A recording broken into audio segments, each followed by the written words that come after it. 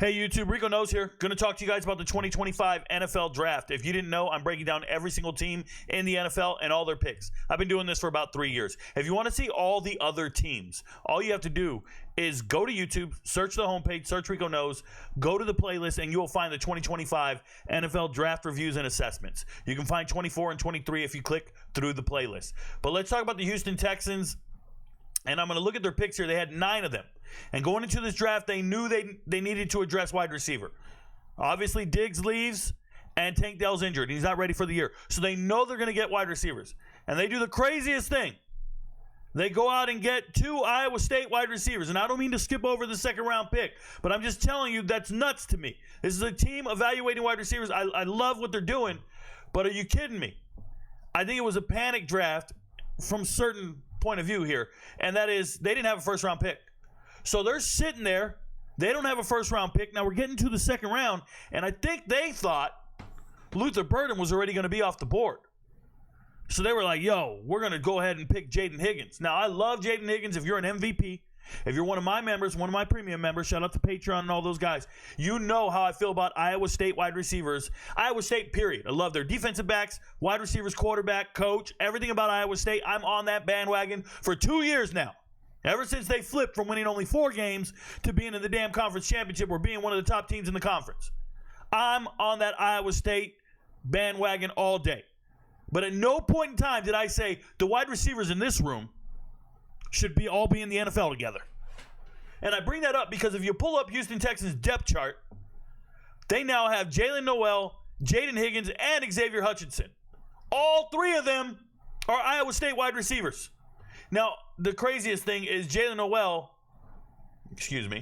let's go back. Jaden Higgins, they drafted too many guys. Too many guys named Jaden. They got Jalen, 3 Jalens and a Jaden. I'm sorry if I sound like I'm being redundant. I'm not stuttering. My name is Rico. I'm not stuttering, okay? There's not an echo in here.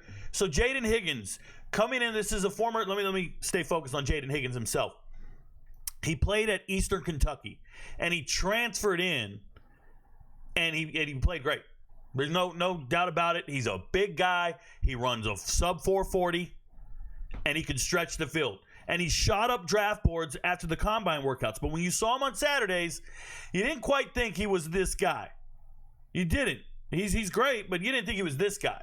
And when I look at the board and who we're drafting, if you wanted to draft a big receiver, you got him. Savion Williams is still there. Shout out to TCU. I think Savion Williams is a steal of this draft for where he was drafted. But Ty Felton, another amazing wide receiver. There's just no way these guys don't become great wide receivers. But Jaden Higgins being taken the second pick of the second round feels like a reach for me. Not a terrible pick. Just a reach. And the reach is, hey, we have a need and we need to address it. And we're going to address it with this guy. And I think going into the draft, they had him identified as the first player they were going to take. And then they didn't realize, oh, my God, wait, we need to reassess. Luther Burden's still on the board. And some of you might be going, well, Rico, they didn't need him. They needed a big wide receiver. No, they don't. They got Nico Collins, right? They got guys. Look at this room. Nico Collins, they already have a little Christian Kirk, right? He's fast. And they need to replace Tank Dell. That's what they're missing, a Tank Dell guy. But they already got Nico and Christian Kirk. So we need a Tank Dell replacement. And that would have been Luther Burden.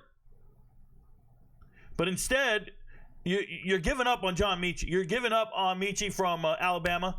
Was he a second-round pick a couple years ago? You're giving up on him completely. And you go and get Jalen Noel, who's nice with it. I like Jalen Noel. Fast, quick, bad little dude. And as a matter of fact, Jalen Noel and Xavier Hutchinson were the top 2 wide receivers at Iowa State back in 2022. It's crazy. So I'm with it. The problem I have is when you're picking right here, you see Nick Manwari? You see Nick Manwari? That's a generational talent at safety. I've been talking about Nick forever. 2 years at least.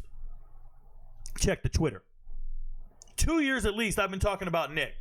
And he's still on the board. He's going to be a first-round pick. Safeties, they drop out of the first round sometimes. Great ones. You could have took him. Oh, but Rico, we already have a safety. Yeah, I know, bro. Kalen Bullock, C.J. Gardner-Johnson, listen to me. Kalen Bullock's a 7th-round draft pick who panned out. We're not doing this. You could have went out and got a guy and put him on the field and figure it out. Luther Burden's still on the board. Let's go look for the other receivers that were still on the board. And that's the thing. You could have taken the smaller, faster guy at that point and then taken the larger wide receiver later in the second or third round. Then you could go and flip it. But they didn't do that. Okay? So they went ahead and took a guy. I don't have any beef with Jaden Higgins. I think he's a good player. I just don't see the need. He's replacing Nico Collins? Are you telling me you're not going to pay Nico? You're not going to pay your best receiver? It sounds a little funny. Then they go and get Ariante Ursary, Minnesota, 2-time Big Ten, starting at left tackle. I like the kid a lot. I think he's a good player. I don't know if I would take him here, but there was nowhere else to take him, and there's no way you could fall back.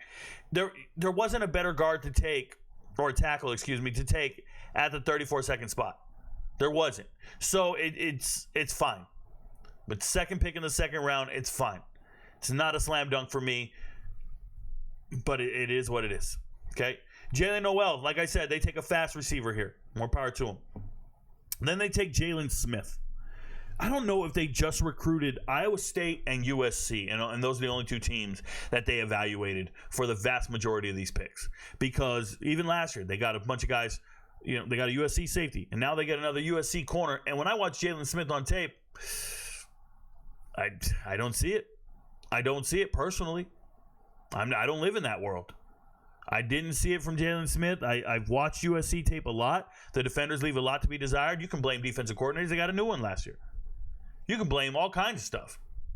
But the results aren't there for me defensively. I wouldn't want players from that defense. And they got a couple of them.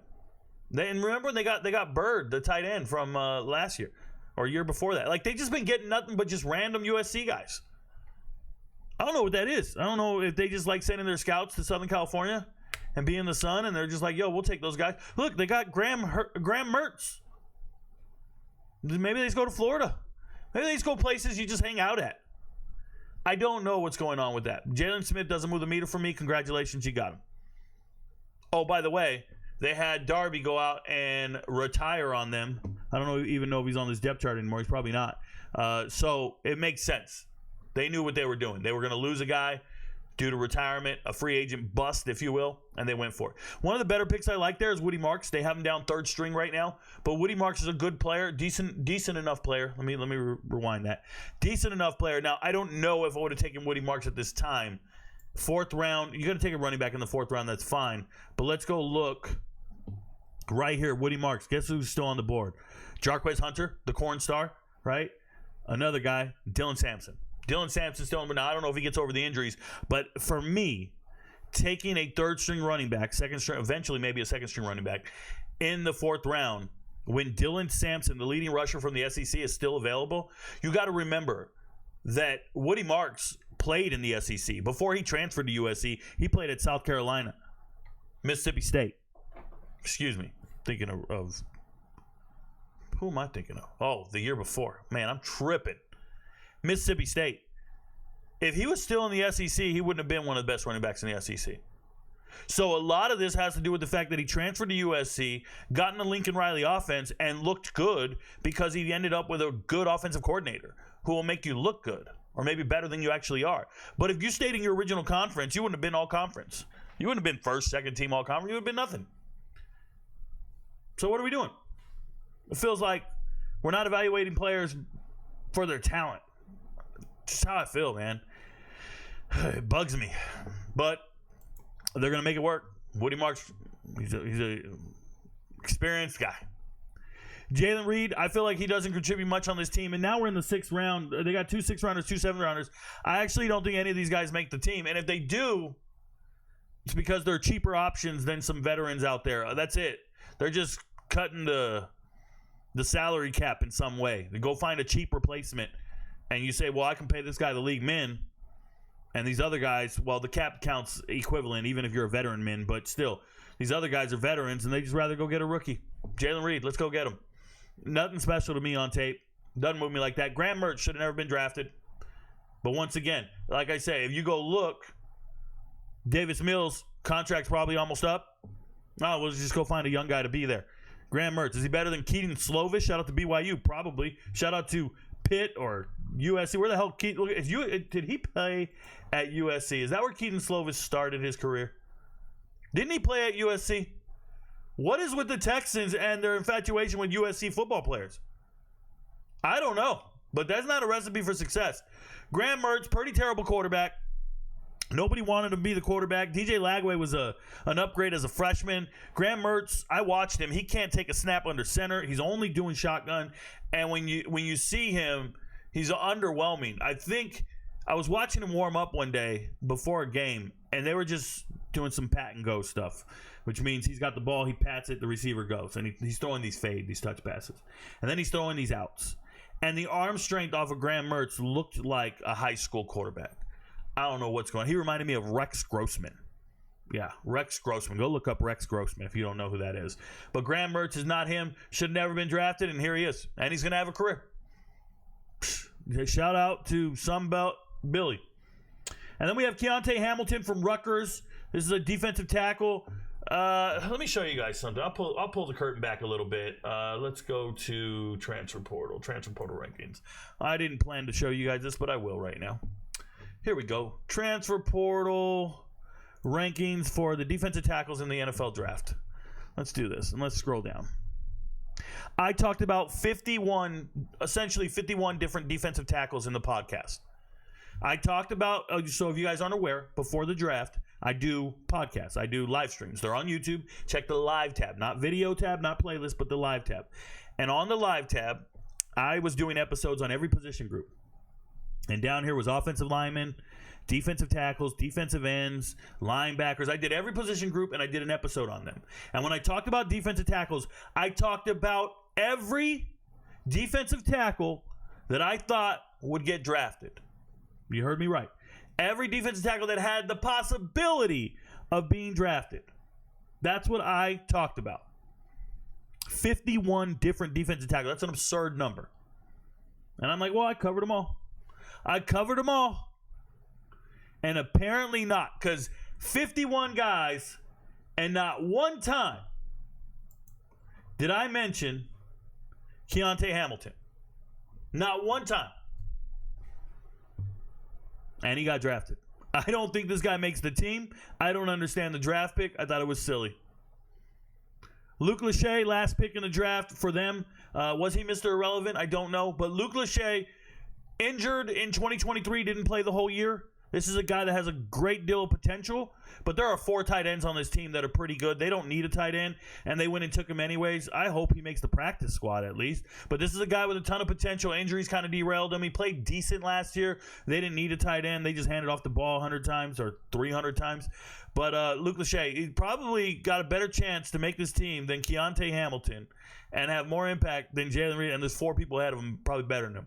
So all in all, I thought the draft was weird. I like the Texans as a team. I think they go into this draft trying to identify some type of shortcomings, find one offensive lineman to start, find some help in the secondary, and then let's get some skill players around here, and let's give C.J. Stroud some targets. And that's it. And then the rest of the time, they left that shit on auto draft. They just left it on auto draft. You ever done fantasy football? And the guy leaves the draft early, and it just goes and drafts a bunch of dudes? You're like, who the hell are these guys? Yeah, this is auto drafts type stuff. I think 4 of these dudes get cut. 4 of them get cut in the next 2 years. 5 of them gone. 2 years. I'm not even giving them full contracts. I don't get it. Your friends don't know, but Rico knows. Good luck, Texans. Peace.